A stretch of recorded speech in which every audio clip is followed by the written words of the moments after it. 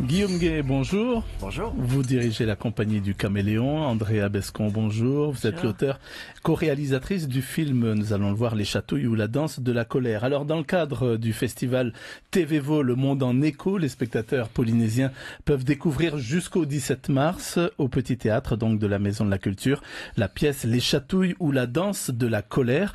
Alors, on soulignera d'ores et déjà qu'il a été primé au Molière et son adaptation en film récompensée lors des derniers César par 2 trophées. Alors, le sujet de la pédocriminalité est abordé dans ses œuvres. Alors, je me tourne d'abord vers vous, Andrea Bescon. Vous êtes la co-réalisatrice de ce film Les Chatouilles. On va commencer, j'allais dire, par le commencement. De quoi est-ce que ça parle exactement? J'ai dit qu'on parle ici de pédocriminalité, mais encore. Oui, en fait, le film, comme le spectacle d'ailleurs, parle d'Odette, qui est la protagoniste de ces 2 formes d'histoire. Et c'est une femme qui a été violée dans son enfance à 8-9 ans. Et on va suivre tout son parcours de reconstruction, en fait, vers la résilience, vers un chemin de vie qui est plus lumineux, et comment elle va se battre avec ses petits points pour essayer de se sortir de ce traumatisme-là, quoi. Donc voilà, ça évoque ça, et oui, surtout ça évoque tous les mécanismes qui sont engendrés par ce type de violence qui ont été faites dans l'enfance, quoi. Le message que vous voulez passer à travers donc cette œuvre, c'est quoi? Je sais pas si on a envie, besoin de passer un message, on a en tout cas besoin de parler de ce sujet-là, parce que je pense que plus on parle des violences et plus on aura de chances de les éradiquer un jour. Donc le message, c'est peut-être de dire qu'on n'a qu'une vie éventuellement et qu'on peut s'en sortir, on peut se sortir d'un traumatisme, et qu'on peut essayer de vivre concrètement dans le présent en réglant tout l'aspect toxique du passé. Donc le message, il est plutôt là, c'est comment on peut survivre à tout ça et avoir une belle vie malgré tout, malgré un commencement qui est sordide, quoi. Ouais. Est-ce que l'un des messages, c'est pas aussi de dire il faut d'abord en parler, ne pas hésiter à en parler? Ah, mais ça, c'est certain. Comme je vous disais, je pense que plus on parle des violences et plus on a de chances de les éradiquer. Il faut poser des mots concrets sur tout ça. Donc quand on parle de pédocriminalité, c'est pour ça que vous a demandé par rapport à la pédophilie. La pédophilie, c'est concrètement, quand on vient aux racines du mot, c'est l'amour des enfants. Donc oui, violer un enfant est loin d'être l'amour. C'est un crime, voilà, c'est un crime. C'est pour ça qu'on dit pédocriminalité, quoi. C'est vraiment un crime de violer un enfant. En fait, on le détruit profondément à très long terme.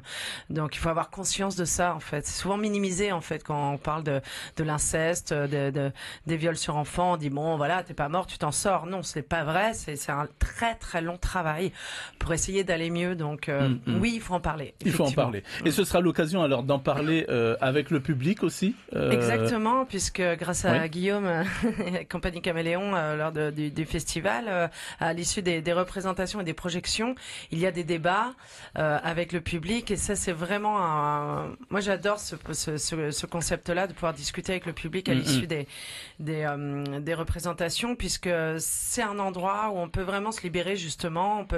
Il y a des intervenants locaux en plus qui peuvent encadrer, donc ça, c'est très important, surtout sur ce type de sujet où généralement les gens vont peut-être évoquer leur propre histoire, et c'est bien de pouvoir leur donner un accueil, quoi, quelqu'un qui va enrober tout ça. Alors nous, on va écouter, on va être là, on va être présent, et je pense que tout ça est nécessaire. Encore une fois, il n'y a que le dialogue, il n'y a que le fait de bousculer les tabous qui va faire qu'un jour, peut-être que ce monde changera. Changera. Alors, on va rappeler que le film est projeté ce soir, c'est ça, au Petit Théâtre, à 18h30. 18h30, ouais. D'accord. Alors là, je me tourne cette fois-ci vers vous, Guillaume Gay. Donc, vous dirigez, je le disais, la compagnie du Caméléon.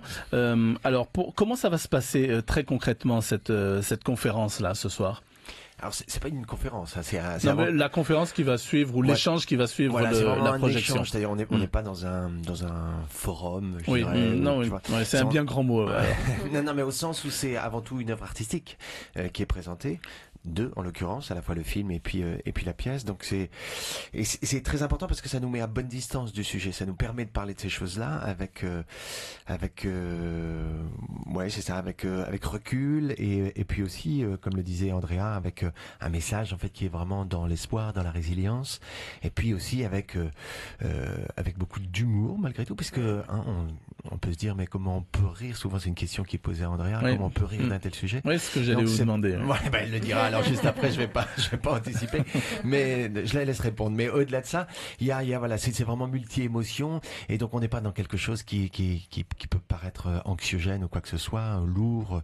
Voilà, on est vraiment dans une proposition artistique, et après viennent en fait ces débats, viennent ces échanges qui sont tout à fait informels, comme il y a lieu en fait pendant 2 semaines, où chacun prend la parole, et puis à la fois sur le spectacle, mais aussi il y a plein d'intervenants locaux, des gens qui œuvrent sur le terrain tous les jours, qui connaissent bien la situation en Polynésie et qui pourront répondre à toutes les questions, éclairer le public sur l'écho que peut avoir ce sujet en Polynésie, d'où le titre du festival TVVO. D'accord. Alors cette fois-ci, je reviens vers vous, donc Andrea Bescon. Ouais. La pédocriminalité, on peut en rire alors? Ah non. Alors on ne rit pas de la pédocriminalité. On rit avec la protagoniste, qui est Odette. On la suit dans son parcours, et en fait, c'est vrai qu'il y a énormément d'incompréhension quand on a vécu des violences comme ça. Il y a un endroit où des fois on n'est pas compris par les gens.